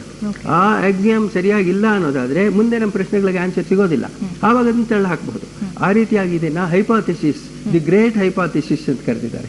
ಭಗವದ್ ವಸ್ತು ಒಂದಿದೆ ಅನ್ನೋದು ಗ್ರೇಟ್ ಹೈಪಾಥಿಸಿಸ್. ಅದನ್ನ ಇಟ್ಕೊಳ್ಳಿ. ಮುಂದೆ ನೀವು ಹೋಗಿ, ಮುಂದೆ ನಿಮ್ಮ ಜೀವನದಲ್ಲಿ ಸರಿಯಾಗಿ ಅನ್ವಯ ಆಯಿತು, ನಿಮ್ಮ ಪ್ರಶ್ನೆಗಳಿಗೆ ಉತ್ತರ ಬಂತು ಅಂದ್ರೆ ಅದನ್ನ ಒಪ್ಕೊಳ್ಳಿ, ಇಲ್ಲದೆ ಹೋದ್ರೆ ಬಿಟ್ಟಿ ಅಂತ ಹೇಳಿದ್ದಾರೆ. ಹಾಗೆ ಭಗವದ್ ವಸ್ತು ಒಂದಿದೆ ಅನ್ನೋದು ಒಂದಾಗಬೇಕು ಅನ್ನೋದು ಮೊದಲನೇದು. ಎರಡನೇ ವಿಚಾರ ಏನು ಅಂತಂದ್ರೆ, ಆ ಭಗವದ್ ವಸ್ತು ಇಲ್ಲಿ ಭಗವದ್ ವಸ್ತುವೇ ಈ ಲೋಕವಾಗಿ ಬಂತು ಅನ್ನೋ ಒಂದು ನಂಬಿಕೆ. ನಮ್ಮ ಉಪನಿಷತ್ತುಗಳಲ್ಲಿ ಏನು ಹೇಳುತ್ತೆ ಅಂದ್ರೆ, ಒಬ್ಬನೇ ಇದ್ದ, ಅವನಿಗೆ ಯಾವಾಗಲೂ ಬೇಜಾರಾಗಿತ್ತು, ಆವಾಗ ಬೇಜಾರಾದವನು ಈ ಲೋಕದಲ್ಲಿ ಬಂದಿದ್ದ, ಅವನ ಎಳಸಿಕೆಯ ಮಾಯೆ, ಆ ನಮ್ಮಿರವು ಮಾಯೆಯಲ್ಲಿ ಅಂತ ಹೇಳ್ತಾರೆ. ಅಂದ್ರೆ ಇದೆಲ್ಲ ಮಾಯೆ ಅಂದ್ರೆ ತೋರ್ತಾ ಇದೆ. ಮಾಯೆ ಅಂದ್ರೆ ಏನರ್ಥ ಅಂದ್ರೆ, ಇದಕ್ಕಿಂತ ಬೇರೆ ಇನ್ನೊಂದು ನಿಶ್ಚಯವಾದದ್ದಿದೆ, ಇದು ನಮಗೆ ತೋರಿಕೆ. ಆದ್ರೆ ಇದಿಲ್ಲ ಅಂತ ಹೇಳ್ತಾರೋ, ಇದಿಲ್ಲ ಅಂತ ಹೇಳೋ ಹಾಗಿಲ್ಲ. ಇವಾಗ ಕುರ್ಚಿ ನಾನು ಕುಟ್ತೀನಿ, ನನಗೆ ನೋವಾಗೋದಿಲ್ವೋ? ಇವಾಗ ನೀವು ಅಲ್ಲಿ ಕೂತಿದ್ದೀರಿ, ಇಲ್ಲ ಅಂತ ಹೇಳೋದಕ್ಕೆ ಸಾಧ್ಯವೋ? ಆದ್ರೆ ಇದಕ್ಕಿಂತ ಮೇಲಾದದ್ದು ಇನ್ನೊಂದಿದೆ ಅನ್ನೋ ನಂಬಿಕೆ. ಇದೆಲ್ಲ ಇರೋದು ನಿಜ. ಈ ನಿಜಕ್ಕಿಂತ ಇನ್ನೊಂದು ನಿಜ ಇದೆ. ಸತ್ಯಸ್ಯ ಸತ್ಯಂ ಅಂತ ಉಪನಿಷತ್ತಲ್ಲಿ ಹೇಳುತ್ತೆ. ಹಾಗಿರೋದು. ಆದ್ರಿಂದ ಈ ಜೀವನವನ್ನು ನಾವೇನ್ ಮಾಡಬೇಕು, ಅದೇ ಇಲ್ಲಿ ಬಂದಿದೆ, ತೋರ್ಕೊಂಡಿದೆ. ಯಾವುದು ಬ್ರಹ್ಮವಸ್ತುವೇ ಇಲ್ಲಿ ತೋರ್ಕೊಂಡಿರೋದ್ರಿಂದ ಇದಕ್ಕೆ ನಾವು ಮರ್ಯಾದೆಯನ್ನು ಸಲ್ಲಿಸಬೇಕಾದದ್ದು. ಇದು ಇಲ್ಲ, ಇದು ತುಚ್ಛ ಅಂತ ಅನಿಸಬೇಕಾದದ್ದಲ್ಲ. ಆದ್ರಿಂದಲೇ ಅವರು ಗೌರವಿಸು ಜೀವನವ ಗೌರವಿಸು ಚೇತನವ ಅಂತ ಹೇಳೋದು. ಆದ್ರಿಂದ ಇಲ್ಲೇನಾಯ್ತು, ಆ ಭಗವದ್ ವಸ್ತುವೇ ಲೋಕವಾಗಿ ಕಂಡುಕೊಂಡಿರೋದ್ರಿಂದ ನಾವು ಇದರ ವಿಚಾರದಲ್ಲಿ ಮರ್ಯಾದೆ ತೋರಿಸಬೇಕು. ಇದನ್ನು ತುಚ್ಛ ಅಂತ ಅನ್ಕೊಳ್ಳೋ ಹಾಗಿಲ್ಲ. ಹಾಗಾದ್ರೆ ಆ ಭಗವದ್ ವಸ್ತುವೇ ಇಲ್ಲಿರೋದಾದ್ರೆ ಇಲ್ಲಿ ಇಷ್ಟೆಲ್ಲ ಕೆಟ್ಟದ್ದಿದೆ, ಇಷ್ಟೆಲ್ಲ ಕಷ್ಟ ಇದೆ. ದೇವರಿಲ್ಲ ಅನ್ನೋರ ಆರ್ಗ್ಯುಮೆಂಟ್, ಮೊದಲನೇ ಆರ್ಗ್ಯುಮೆಂಟ್ ಏನು ಅಂದ್ರೆ, ಇಷ್ಟೆಲ್ಲ ಕಷ್ಟ ಯಾಕಿದೆ, ಇದನ್ನೆಲ್ಲ ನಾವು ಹೇಗೆ ಇದನ್ನ ಪರಿಹಾರ ಕಂಡ್ಕೊಳ್ಳೋದು ಹೇಗೆ ಅಂತಂದ್ರೆ, ಆ ಭಗವದ್ ವಸ್ತು ಇಲ್ಲಿ ಹಾಗೆ ಬಂದಿಲ್ಲ. ಇವಾಗ ನಾವು ಅಪರಂಜಿ ಚಿನ್ನದಿಂದ ನೀವು ಒಡವೆ ಮಾಡಿಸ್ಕೊಳಕ್ಕಾಗಲ್ಲ. ಅದಕ್ಕೆ ಇನ್ನೇನೋ ಒಂದು ಲೋಹವನ್ನು ಸೇರಿಸ್ತಾರೆ. ಆ ಸೇರಿಸಿದ ಮೇಲೆ ಅದಕ್ಕೆ ಉಪಯೋಗ ಬರೋದು. ಹಾಗೆ ಈ ಭಗವದ್ ವಸ್ತು ಇಲ್ಲಿ ಹೇಗೆ ಬಂದಿದೆ ಅಂದ್ರೆ, 3 ಗುಣಗಳನ್ನು ಸೇರಿಸ್ಕೊಂಡು ಬಂದಿದೆ. 3 ಗುಣಗಳು ಯಾವುದು ಅಂದ್ರೆ, ಸತ್ವ ರಜಸ್ಸು ತಮಸ್ಸು ಅಂತ 3 ಗುಣಗಳು ಸೇರಿದೆ. ಆ 3 ಗುಣಗಳು ನಮ್ಮಲ್ಲಿ ಪ್ರತಿಯೊಬ್ಬರಲ್ಲೂ ಇದೆ. ಕೆಲವರು ಒಳ್ಳೆಯವರಾಗಿರ್ತೀವಿ, ಕೆಲವರು ಪೂರ್ತಿ, ಆದ್ರೆ ಎಲ್ಲರಲ್ಲೂ ಈ 3 ಗುಣಗಳು ಇದೆ. ನಾವು ಪೂರ್ತಿ ಒಳ್ಳೆಯವನು ಅಂತ ಯಾರನ್ನೂ ಹೇಳೋ ಹಾಗಿಲ್ಲ. ಒಳ್ಳೆಯವನಾದವನು ಕೆಲವು ಸಮಯ ಕೆಟ್ಟ ಕೆಲಸ ಮಾಡಬಹುದು, ಅಥವಾ ಕೆಟ್ಟ ಕೆಲಸ ಮಾಡ್ತಕ್ಕಂಥವನು ಒಳ್ಳೆ ಕೆಲಸ ಮಾಡಬಹುದು. ಈ 3 ಗುಣಗಳು ಇರೋದ್ರಿಂದ ರೆಸ್ಪಾನ್ಸಿಬಿಲಿಟಿ, ಜವಾಬ್ದಾರಿ ಯಾರ್ದು? ನಮ್ದೇ. ನಾವು ಕೆಟ್ಟ ಕೆಲಸ ಮಾಡಿದ್ರೆ ನಮ್ಮಲ್ಲಿ ಈ 3 ಗುಣಗಳು ಇರೋದ್ರಿಂದ ನಾವು ಕೆಟ್ಟ ಕೆಲಸ ಮಾಡ್ತೀವಿ. ಅಥವಾ ನಮಗೆ ಕಷ್ಟಗಳು ಹೇಗೆ ಬರುತ್ತೆ, ಕೆಲವು ನಾವೇ ಮಾಡ್ಕೊಂಡಿದ್ದು, ಕೆಲವು ಆಕ್ಸಿಡೆಂಟ್ ಆಗಿ ಬಂದದ್ದು. ಹೀಗೆ ಇದೆಲ್ಲವೂ ಯಾವುದಕ್ಕೆ ಸಂಬಂಧಪಟ್ಟದ್ದು? ಈ ಲೋಕಕ್ಕೆ ಸಂಬಂಧಪಟ್ಟದ್ದು.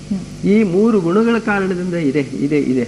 ಆದ್ರೆ ನಾವು ಈ 3 ಗುಣಗಳಿಂದ ಇದಾಗಿದೆ, ಭಗವದ್ ವಸ್ತು ಇದಕ್ಕಿಂತ ಬೇರೆಯಾದದ್ದೊಂದಿದೆ ಅಂತ ತಿಳ್ಕೊಂಡ್ರೆ ನಮ್ಮ ಎಷ್ಟೋ ಕಷ್ಟಗಳು ನಿವಾರಣೆ ಆಗುತ್ತೆ. ನಮ್ಮ ಕಷ್ಟಗಳು, ಮನುಷ್ಯನಿಗೆ ಬೇಕಾಗುವಂತಹ ಸಮಾಧಾನ ಏನಿದೆ, ಆ ಸಮಾಧಾನವನ್ನ ಬೆಳೆಸುವಲ್ಲಿ ಪುಸ್ತಕ ಬಹಳಷ್ಟು ಸಹಾಯ ಮಾಡುತ್ತೆ. ಈ ಸಮಾಧಾನ ಬೆಳೆಸೋದು ಅಂದ್ರೆ, ನಾವು ಸರಿಯಾಗಿ ತಿಳುವಳಿಕೆ ಬಂದ್ರೆ ಅವಾಗ ಸಮಾಧಾನ ತಂದ್ಕೋಬಹುದು. ಇವಾಗ ನಮ್ಗೆ ಕಷ್ಟ ಬಂತು, ಇವಾಗ ನಾನು ಹೆಚ್ಚು ನೀರು ಕುಡಿದ್ಬಿಟ್ಟೆ, ಅಥವಾ ಐಸ್ ಕ್ರೀಮ್ ತಿಂದೆ, ಮತ್ತೊಂದು ತಿಂದೆ, ನೆಗಡಿ ಬಂದ್ರೆ ಅದಕ್ಕೆ ದೇವರು ರೆಸ್ಪಾನ್ಸಿಬಲ್. ನಾನು ಮಾಡಿದ ಕಷ್ಟದಿಂದ ಈ ಎಷ್ಟೋ ವಿಚಾರಗಳು ನಾವು ಪ್ರಜಾಪ್ರಭುತ್ವ ಅಂತ ಮಾಡ್ಕೊಂಡಿರ್ತೀವಿ. ಈ ಪ್ರಜಾಪ್ರಭುತ್ವ ಕೆಟ್ಟದಾಗಿ ನಡೆದ್ರೆ ಯಾರ್ದು ಜವಾಬ್ದಾರಿ? ನಾವು ಓಟ್ ಹಾಕಿದ್ರಿಂದ ತಾನೆ. ನಾವು ನಮ್ಮ ಗುಂಡಪ್ಪನವರ ಮುಖ್ಯವಾದ ಉದ್ದೇಶ ಏನು, ಗೋಖಲೆ ಇನ್ಸ್ಟಿಟ್ಯೂಟ್ ಮತ್ತೊಂದು ಸ್ಥಾಪನೆ ಮಾಡಿದ್ರಲ್ಲಿ ಅಂದರೆ, ಪ್ರಜೆಗಳು ಸರಿಯಾಗಿ ತಿಳುವಳಿಕೆ ಪಡ್ಕೋಬೇಕು. ತಿಳುವಳಿಕೆ ಪಡ್ಕೊಂಡು ಅದನ್ನ ವ್ಯಕ್ತಪಡಿಸಬೇಕು. ಸರ್ಕಾರದವರು ಮಾಡ್ತಾ ಇರ್ತಕ್ಕಂಥ ಕೆಲಸ ತಪ್ಪು. ಇದನ್ನು ನಾವು ಸುಮ್ಮನೆ ಅಯ್ಯೋ ಮಾಡ್ತಾ ಇದ್ದಾರೆ ನಾವೇನ್ ಮಾಡೋದು ಅಂತ ನಾವು ಕೂತ್ಕೊಳ್ತಕ್ಕಂಥದ್ದು ಅಲ್ಲ. ನಾವು ಅದನ್ನು ವ್ಯಕ್ತಪಡಿಸಬೇಕು. ನೀವು ಮಾಡ್ತಾ ಇರೋದು ತಪ್ಪು ಅಂತ ಎಷ್ಟು ವಿಧಗಳಲ್ಲಿ ಹೇಳಬಹುದೋ ಅಷ್ಟು ವಿಧದಲ್ಲೂ ಹೇಳಬೇಕಾದದ್ದು. ಅದಕ್ಕೆ ಜನಕ್ಕೆ ತಿಳುವಳಿಕೆ ಕೊಡೋದಕ್ಕೋಸ್ಕರವೇ ಅವರು ಗೋಖಲೆ ಇನ್ಸ್ಟಿಟ್ಯೂಟ್ ಅನ್ನೋದನ್ನು ಸ್ಥಾಪನೆ ಮಾಡಿದ್ದು. ನಾವು ಎಲ್ಲಿವರೆಗೆ ಸುಮ್ಮನೆ ಆಗ್ತೀವೋ ಅಲ್ಲಿವರೆಗೂ ಸರ್ಕಾರದ ನಾನು ಮಾಡಿದ್ದೆ ಸರಿ ಅಂತ ಅವರು ತಿಳ್ಕೊಳ್ತಾರೆ. ನಾವು ಹಾಗೆ ನಾವು ಸರ್ಕಾರ ಸರಿಯಾಗಿ ನಡೀತಾ ಇಲ್ಲ ಅಂತಂದ್ರೆ ಆ ಕೆಟ್ಟತನಕ್ಕೆ ಯಾರು ಕಾರಣ? ಪ್ರಜೆಗಳೇ ಕಾರಣ. ಈ ಪ್ರಜೆಗಳು ಎಲ್ಲಿವರೆಗೆ ತಿಳುವಳಿಕೆಯಿಂದ ನಡೆದು ತಾವು ಏನು ತಿಳ್ಕೊಂಡಿರ್ತಾರೋ ಅದು ಸರಿ ಅಂತ ಸರಿ ಅಂತ ಸರಿ ಅಲ್ಲ ಅಂತ ಅವ್ರಿಗೆ ತಿಳಿಸಿದರೆ ಅವರು ಸರಿಯಾಗಿ ನಡ್ಕೋಬಹುದು. ಅಥವಾ ನಡ್ಕೊಳ್ಳದೇನೆ ಹೋದ್ರೆ ಫ್ರೆಂಚ್ ರೆವಲ್ಯೂಷನ್ ಅಂತದ್ದು ಆಗುತ್ತೆ. ಎಲ್ಲಿವರೆಗೆ ಸರ್ಕಾರದವರು ಇದನ್ನು ತಿಳ್ಕೊಳ್ಳೋದಿಲ್ವೋ, ಜನ ವ್ಯಕ್ತಪಡಿಸುವುದಿಲ್ವೋ, ಅಲ್ಲಿವರೆಗೂ ನಮ್ಮ ಕಷ್ಟ ಇದ್ದೇ ಇರುತ್ತೆ. ನಮ್ಮ ಕಷ್ಟ ನಿವಾರಣೆ ಆಗೋದು ಯಾವಾಗ?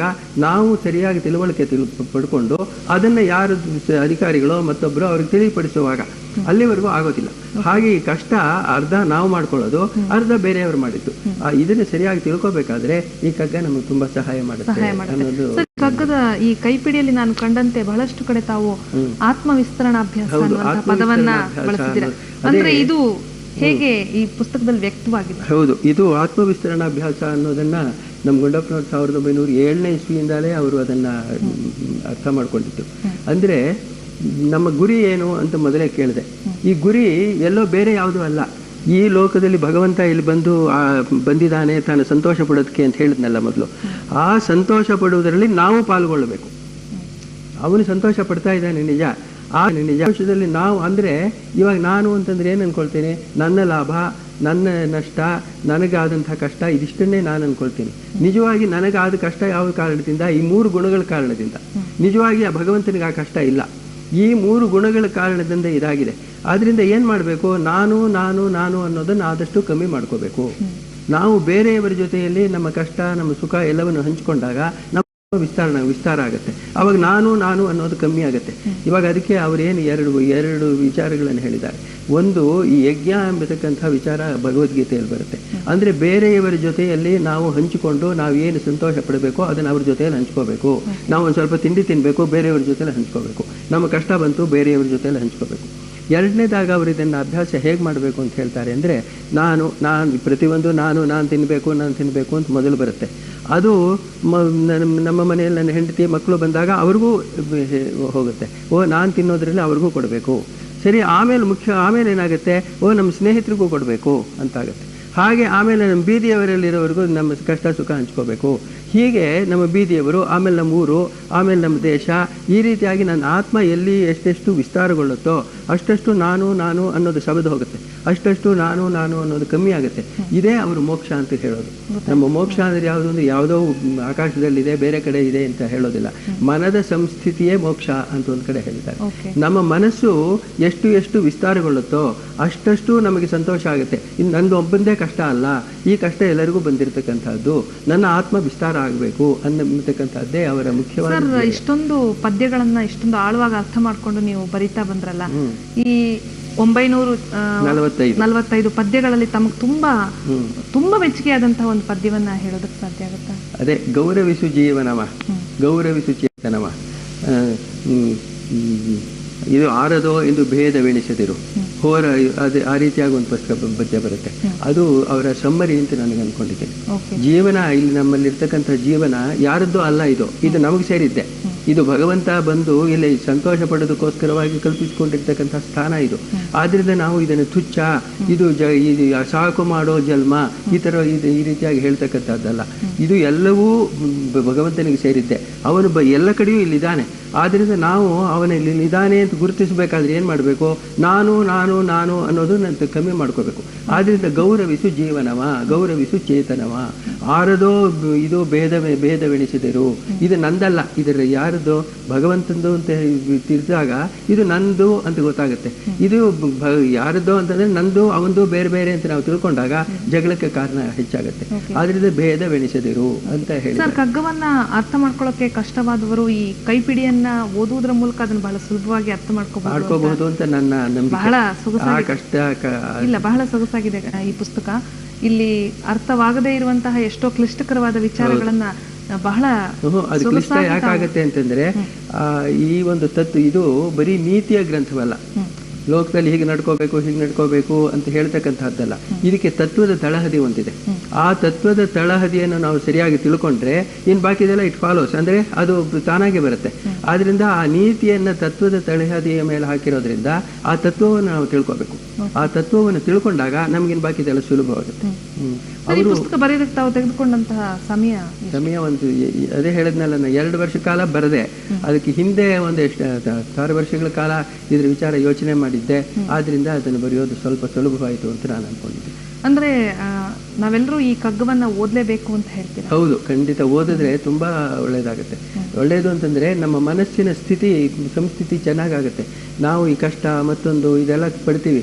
ಈ ಕಷ್ಟ ಇದೆಲ್ಲ ಯಾತಕ್ಕೆ ಬರುತ್ತೆ? ಈ ಕಷ್ಟ ನಮಗೆ ಎಷ್ಟೋ ಜನಕ್ಕೆ ಇವ್ರು ಒಳ್ಳೆಯವರು, ಇವ್ರಿಗಿಂತ ಕಷ್ಟ ಬಂತಲ್ಲ, ಈ ಕೆಟ್ಟವನಾದವನಿಗೆ ಇಷ್ಟೆಲ್ಲ ಐಶ್ವರ್ಯ ಬಂತಲ್ಲ, ಇದೆಲ್ಲ ನಮಗೆ ದಿನ ಎದುರಾಗತಕ್ಕಂಥ ಪ್ರಶ್ನೆಗಳು. ಈ ಪ್ರಶ್ನೆಗಳಿಗೆಲ್ಲ ಉತ್ತರ ಅಲ್ಲಿ ಸಿಗುತ್ತೆ. ಈ ಒಳ್ಳೆಯವನು ಕೆಟ್ಟವನು ಎಂಬತಕ್ಕಂಥ ಇದು ಅದರ ರಿಲೇಟಿವ್. ಅದು ನಾನು ಒಳ್ಳೆಯವನು ನಾನು ತಿಳ್ಕೊಂಡಿರ್ಬಹುದು, 10 ಜನವು ನಾನು ಒಳ್ಳೆಯವನು ಅಂತ ತಿಳ್ಕೊಂಡಿರ್ಬಹುದು. ಆದರೆ ಅವನು ನಿಜವಾಗ ಅವನು ಎಂಥವನು? ಇವಾಗ ಸತ್ಯ ಅನ್ನೋದ್ರ ವಿಚಾರದಲ್ಲಿ ಒಬ್ಬ ಇಂಗ್ಲಿಷ್ನವನು ಹೇಳ್ತಾನೆ, ವಾಟ್ ಈಸ್ ಟ್ರೂತ್ ಅಂದರೆ it is the aroma of A bunch of errors ಅಂತ. ಅದು ಸತ್ಯ ಅನ್ನೋದು ನಮಗೆ ತಿಳಿಯೋದೇ ಇಲ್ಲ. It is the aroma of A bunch of errors. ಅಂದರೆ ನಾವೆಲ್ಲ ನೋಡೋದು ತಪ್ಪೇ. ಸತ್ಯವನ್ನು ತಿಳಿದವನು ಯಾರು? ಅದರಿಂದೆಲ್ಲ ಗುಂಡಪ್ಪನವರು ಶೋಧಿಸಿದ ಸತ್ಯ ಅನ್ನೋ ಮಾತನ್ನು ಉಪಯೋಗಿಸ್ತಾರೆ. ನಾವು ಸತ್ಯ ಅನ್ನೋದನ್ನು ಹಾಗೆ ಪ್ರೈಮಫೇಸಿ ತಗೊಳ್ಳೋ ಹಾಗಿಲ್ಲ, ಅದನ್ನು ಶೋಧಿಸಬೇಕು. ಅದು ಏನು ಅಂತ ಸರಿಯಾಗಿ ತಿಳ್ಕೋಬೇಕಾದದ್ದು. ಅವರು ಇನ್ನೊಂದು ವಿಚಾರ ಹೇಳ್ತಾರೆ. ಇಲ್ಲಿ ಮಾರ್ಕೆಟ್ ಹತ್ರ ಇಬ್ಬರು ಮಾತಾಡ್ತಾ ಇದ್ದಾರೆ, ಭೀಮಣ್ಣ ಶಾಮಣ್ಣ ಅಂತಿಬ್ರು. ಭೀಮಣ್ಣ ಇಬ್ಬರೇ ಮಾತಾಡ್ತಾ ಇರೋದು. ಎಷ್ಟು ಜನ ಮಾತಾಡ್ತಾ ಇದ್ದಾರೆ? ಭೀಮಣ್ಣ ಮಾತಾಡ್ತಾ ಇದ್ದಾರೆ ಇಬ್ರು, ಅದು ಒಬ್ಬ ಭೀಮಣ್ಣ. ಆಮೇಲೆ ಎರಡನೇ ಭೀಮಣ್ಣ ಯಾರು ಅಂತಂದ್ರೆ, ತಾನು ನಿಜವಾಗಿ ಯಾರು ಅಂತ ತಿಳ್ಕೊಂಡಿರ್ತಾನೋ ಒಳಗಡೆ, ಅವನು ಇನ್ನೊಬ್ಬ ಭೀಮಣ್ಣ. ಇನ್ನೊಬ್ಬ ಭೀಮಣ್ಣ ಬೇರೆಯವರಿಗೆ ಯಾವ ರೀತಿಯಾಗಿ ಕಾಣ್ತಾನೋ ಅವನು ಇನ್ನೊಬ್ಬ ಭೀಮಣ್ಣ. ಹಾಗೆ ಇಬ್ರು ಭೀಮಣ್ಣ ಶಾಮಣ್ಣ ಇಬ್ರು ಮಾತಾಡ್ತಾ ಇದ್ರೆ, ಮಾತಾಡ್ತಾ ಇರೋರು ಇಬ್ಬರಲ್ಲ, 6 ಜನ ಮಾತಾಡ್ತಾ ಇದ್ದಾರೆ. ಇಲ್ಲಿ ಸತ್ಯ ಹೇಗೆ ಗೊತ್ತಾಗಬೇಕು ನಮಗೆ? ಈ ಸತ್ಯವನ್ನು ತಿಳ್ಕೋಬೇಕಾದ್ರೆ ನಾವು ತುಂಬಾ ಕಷ್ಟಪಡಬೇಕಾಗುತ್ತೆ. ನಮಗೆ ಸತ್ಯ ಅನ್ನೋದು ಬೇಗ ಸಿಗುತ್ತೆ ಅಂತ ನಾವು ತಿಳ್ಕೊಂಡಿರ್ತೀವಿ. ಸತ್ಯ ತಿಳಿಯೋದಷ್ಟು ಸುಲಭವಲ್ಲ. ಆದ್ರಿಂದ ಇದ್ರ ವಿಚಾರ ಅವರು ತುಂಬಾ ಸತ್ಯ ಎನ್ನುವ ವಿಚಾರವನ್ನು ತುಂಬಾ ವಿಸ್ತಾರವಾಗಿ ಅವರು ಚರ್ಚೆ ಮಾಡಿದ್ದಾರೆ. ಇದೆಲ್ಲ ತಿಳ್ಕೊಂಡಲ್ದೆ ನಮಗೆ ಜೀವನದ ಗುರಿ ಏನು, ಜೀವನದ ತತ್ವ ಏನು ಅಂತ ಗೊತ್ತಾಗೋದಿಲ್ಲ. ಸರ್, ಈ ಪುಸ್ತಕವನ್ನ ವೀಕ್ಷಕರು ಬಹುಶಃ ಆಸಕ್ತಿಯಿಂದ ಓದ್ತಾರೆ ಈ ಮಾತುಗಳನ್ನ ಕೇಳಿದ ಮೇಲೆ ಅಂತ ನನಗನ್ಸುತ್ತೆ. ಬಹುಶಃ ಈ ಪುಸ್ತಕದ ಬಗ್ಗೆ ನೀವು ಮತ್ತು ಕಗ್ಗದ ಪದ್ಯಗಳ ಬಗ್ಗೆ ನೀವು ಗಂಟೆಗಟ್ಟಲೆ 1.5 ವರ್ಷಗಳ ಕಾಲ ತಾವು ಮಾತಾಡಿದೀರಾ ಅಂತ ಈಗಾಗಲೇ ಹೇಳಿದ್ರಿ. ಸಮಯದ ಅಭಾವದಿಂದ ಕಾರ್ಯಕ್ರಮವನ್ನು ನಾವು ಇಲ್ಲಿ ನಿಲ್ಲಿಸಲೇಬೇಕು. ಆಸಕ್ತರು ಬಹುಶಃ ಈ ಪುಸ್ತಕವನ್ನ ಓದಿದ್ರೆ ಎಲ್ಲ ಪ್ರಶ್ನೆಗಳಿಗೂ ಅವರಿಗೆ ಉತ್ತರ ಸಿಗುತ್ತೆ ಅಂತ ನನಗನ್ಸುತ್ತೆ. ಸರ್, ಇಷ್ಟು ವರ್ಷಗಳ ಕಾಲ DVG ಅವರ ಆಪ್ತ ಸಂಗಾತಿಯಾಗಿ ಅವರ ವರ್ಕ್ಸ್ ಏನಿದೆ ಅದನ್ನ ಅರ್ಥ ಮಾಡಿಕೊಂಡು ಕೊನೆಯಲ್ಲಿ ಈಗ ನೀವು ಏನ್ ಹೇಳೋದಕ್ಕೆ ಬಯಸ್ತೀರಿ? ನಾನು ಮುಖ್ಯವಾಗಿ ಆತ್ಮವಿಸ್ತರಣಾಭ್ಯಾಸ ಅನ್ನೋದನ್ನು ಹೇಳೋದಕ್ಕೆ ಬಯಸ್ತೀನಿ. ನಾನು ಅಂತ ಹೇಳ್ಕೊಳ್ಳೋದು ಸ್ವಲ್ಪ ಕಮ್ಮಿ ಮಾಡ್ಕೋಬೇಕು. ಇವಾಗ ನಾನು ಪುಸ್ತಕ ಬರೆದೆ, ನಾನು ಮಹಾವಿದ್ವಾಂಸ, ನಾನು ಇಂಥವನು, ನನಗೆ ಸಲ್ಲಬೇಕಾದಂಥ ಮರ್ಯಾದೆ ನನಗೆ ಸಲ್ಲಲಿಲ್ಲ, ಅಯ್ಯೋ ನನಗಿಂಥದ್ದಾಯಿತು ಅಂತ ಹೇಳೋದನ್ನು ನಾವು ಸ್ವಲ್ಪ ಕಮ್ಮಿ ಮಾಡಿಕೊಂಡ್ರೆ ನಮಗೆ ಸಮಾಧಾನವೂ ಸಿಗುತ್ತೆ. ನಾವು ಬೇರೆಯವರ ಜೊತೆಯಲ್ಲಿ ಸಂತೋಷವಾಗಿರೋದಕ್ಕೂ ಸಾಧ್ಯವಾಗುತ್ತೆ. ಇವಾಗ ನಾನು ಅಂತ ಎಲ್ಲಿವರೆಗೂ ಮಾಡ್ಕೊಂಡಿರ್ತೀನೋ ಅಲ್ಲಿವರೆಗೂ ಒಬ್ಬರ ಜೊತೆಯಲ್ಲಿ ಸ್ನೇಹದಿಂದ ಇರೋದು ಸಾಧ್ಯವಿಲ್ಲ. ಯಾಕೆ? ಅವನೆಂಥವನೋ, ಅವನಿಗೆ ನನಗಿಂತ ಅವನಿಗೆ ಹೆಚ್ಚಾಗೋಯ್ತು, ಅಥವಾ ನನ್ನ ಮೇಲೆ ಅವನಿಗೆ ಕಾಂಪಿಟೇಷನ್ ಇದೆ, ಏನೇನೋ ಬರುತ್ತೆ ಕಾಂಪ್ಲಿಕೇಶನ್ಗಳು. ಆದರೆ ನಾನು ಅನ್ನೋದನ್ನು ಎಲ್ಲಿವರೆಗೂ ಕಮ್ಮಿ ಮಾಡ್ಕೊಳ್ತೀನೋ ಅಲ್ಲಿವರೆಗೂ ನನಗೆ ಸಂತೋಷ ಸಿಗುತ್ತೆ. ಅದು ಜೀವನ ಸಾರ್ಥಕವಾಗುತ್ತೆ ಅಂತ ನಾನು ತಿಳ್ಕೊಂಡಿದ್ದೀನಿ. ಮುಖ್ಯವಾಗಿ ಬಹಳ ಸೊಗಸಾದ ಮಾತನ್ನ ಹೇಳಿದ್ರೆ ಸರ್. ಬಹುಶಃ ಇವತ್ತಿನ ಪರಿಸ್ಥಿತಿಯಲ್ಲಿ ನಮಗೆ ಸಂಬಂಧಗಳು ಹಾಳುಗೆಡುತ್ತಿರುವಂತಹ ಒಂದು ವಿಷಮವಾದ ಒಂದು ಪರಿಸ್ಥಿತಿಯನ್ನು ನಾವು ಎದುರಿಸ್ತಾ ಇದೀವಿ. ಆ ಸಂದರ್ಭದಲ್ಲಿ ಬಹುಶಃ ನಮಗೆ ಈ ಮಾತು ಅದು ಮತ್ತು ಜೀವನೋತ್ಸಾಹ, ಜೀವನದಲ್ಲಿ ಉತ್ಸಾಹದಿಂದ ಇರಬೇಕು. ಜೀವನದಲ್ಲಿ ಸೋಲು ಭಾವನೆ ತಂದ್ಕೋಬಾರ್ದು. ಈ ಶೆಳ್ಳಿಯಲ್ಲಿ ಒಂದು ಮಾತು ಬರುತ್ತೆ, to hope till hope creates from its own wreck the thing it contemplates ಅಂತ. ತುಂಬ ಒಳ್ಳೆಯ ಮಾತು ಅದು. ಎಲ್ಲಿವರೆಗೂ ಹೋಪ್ ಅನ್ನೋದು ಇರಬೇಕು ಅಂದರೆ ಅದು ಮುರಿದು ಹೋಗಿ ಬಿದ್ದ ಮೇಲೂ ಸಹ ನಾವು ಅದರಿಂದಲೇ ಇನ್ನೊಂದು ಹೋಪ್ ಕನ್ಸ್ಟ್ರಕ್ಟ್ ಮಾಡ್ಕೋಬೇಕಂತೆ, ಅಂತಹದ್ದು ಅದು. ಆ ರೀತಿಯಾಗಿ ಜೀವನೋತ್ಸಾಹ, ನಾವು ಜೀವನ ಹಾಳು, ಜೀವನದಿಂದಲೇ ಏನೂ ಇಲ್ಲ, ಜೀವನ ಪೂರ್ತಿ ಕಷ್ಟಮಯ ಅಂತ ಹೇಳ್ಕೊಳ್ಳೇಬಾರ್ದು. ಯಾವಾಗಲೂ ದೇವರಿದ್ದರೆ ಐ ಡಿಫೈ ಅಥಾರಿಟಿ ಅಂತ ಶೈಲಿಯಲ್ಲಿ ಒಂದು ಮಾತು ಬರುತ್ತೆ. ಹಾಗೆ ಕಷ್ಟ ಬಂದರೆ ಅದನ್ನು ಎದುರಿಸತಕ್ಕಂಥ ಒಂದು ಶಕ್ತಿ ನಮ್ಮಲ್ಲಿ ಇರಬೇಕೇ ಹೊರತು, ಅದು ಅಲ್ಲದೆ ಜೀವನದಲ್ಲಿ ಹೋರಾಡು ಬೀಳುವನ್ನೆಗಮ್ ಅನ್ನೊಂದು ಮಾತು ಬರುತ್ತೆ. ಜೀವನದಲ್ಲಿ ಎಷ್ಟೋ ಕಷ್ಟಗಳು ಬರುತ್ತೆ, ಅದರ ವಿಚಾರದಲ್ಲಿ ನಾವು ಹೋರಾಡಬೇಕೇ ಹೊರತು ಆಯಿತು ಇದು ಕಷ್ಟ ಅಂತ ಹೇಳಿ ಮುದುರ್ಕೊಂಡು ಕೂತ್ಕೋಬಾರ್ದು. ಇದು ಎರಡೂ ಮುಖ್ಯವಾದಂತಹ ವಿಚಾರ ಕಗ್ಗದಲ್ಲಿ ಬರೋದು. ಜೀವನೋತ್ಸಾಹ, ಇನ್ನೊಂದು ಆತ್ಮವಿಸ್ತರಣಾಭ್ಯಾಸ. ಇದೆರಡೂ ಮನಸ್ಸಿಗೆ ತಂದುಕೊಂಡ್ರೆ ನಮ್ಮ ಜೀವನ ಉತ್ತಮವಾಗುತ್ತೆ ಅಂತ ನಾನು ತಿಳ್ಕೊಂಡಿದ್ದೇನೆ. ಸರ್, ಕಾರ್ಯಕ್ರಮಕ್ಕೆ ಬಂದಿದ್ದಕ್ಕೆ ತುಂಬ ಧನ್ಯವಾದಗಳು. ಎಲೆಮರೆಯ ಕಾಯಿಯಂತೆ ನೀವು ಇಷ್ಟು ವರ್ಷಗಳ ಕಾಲ ತಮ್ಮ ನಿಸ್ವಾರ್ಥ ಸೇವೆಯನ್ನ ಮಾಡ್ತಾ ಬಂದಿದ್ದೀರಾ. ಬಹುಶಃ ಈ ಮಾಧ್ಯಮದ ಮೂಲಕ ನಮ್ಮ ಜನರು ನೀವು ಮಾಡಿರುವಂತಹ ಕೆಲಸವನ್ನು ಅರ್ಥ ಮಾಡ್ಕೊಳ್ಳುವ ಪ್ರಯತ್ನ ಪಟ್ಟರೆ ಬಹುಶಃ ಈ ಕಾರ್ಯಕ್ರಮ ಮಾಡಿದ್ದಕ್ಕೆ ಸಾರ್ಥಕ ಆಗುತ್ತೆ ಅಂತ ನನಗನ್ಸುತ್ತೆ. ನನ್ನ ಕಗ್ಗದ ವಿಚಾರದಲ್ಲೂ ಎರಡು ಮಾತುಗಳನ್ನು ಹೇಳೋದಕ್ಕೆ ಅವಕಾಶ ಕೊಟ್ಟ ನಿಮಗೂ ನಮಸ್ಕಾರಗಳು.